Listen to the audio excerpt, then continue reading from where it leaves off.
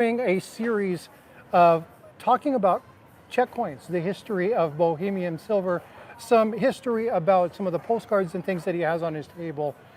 But he's got a working die here, and he's going to talk a little bit about this hammer die, what they used it for, and we'll see it in action. So how you doing, Czech? Good to see you, bud. Great to see you. Thanks for being. Yeah, exactly. So tell me a little bit about this thing. I think this is really cool. Oh, this is awesome. It's it all started with an area in the Czech Republic called Kutná Hora, which was found to be a huge silver deposit. But unfortunately, most of the silver was going out of country. So the Bohemian kingdom wasn't getting much benefit from it because it was all being shipped off for minting in other countries. So King Wenceslas II, after this discovery of silver, decided, well, he's going to put in mining laws that had government control and to create a coin. So that way basically the Bohemian kingdom would get benefit of it before the silver got shipped off. So he commissioned one of the first coins. And in doing this, they hired minters from Italy and sculptors who were really good at creating coins. And what they would do is these sculptors would come in and create these dies, and these dies basically were cut in, and many of them were representative of the king at the time. And this one is known as the Pražský groš, or the Prague groschen. And the king at the time was King Wenceslas. And what they did was they had each side of the die, you had your obverse and your reverse, and then they would basically put the sleeve on, and then they would put the silver planchet in the middle, and then they would strike it. And a lot of the craft and the accuracy came with the strike. Did they hit it too hard? Did it angle? It affected the outcome. So those that were really good of it excelled in the king's presence. So really, to clarify, we're talking about this flat. So if you hit here, you are considered a lesser. Yes. Okay.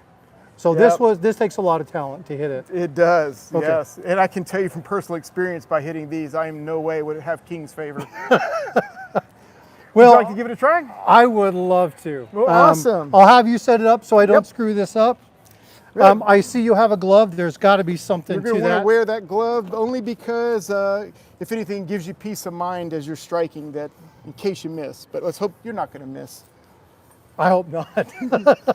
So we've got the sleeve, and then we have the reverse that we'll put in. Does it matter which one's here, obverse or reverse? It really doesn't, but what I do notice, and this is probably part of the time, is that because most of the impact is from the top and the energy goes through, that your better, more sharper image is typically on this. So I call this the obverse, whatever side you're hitting this, because it's going to wind up having the most definition.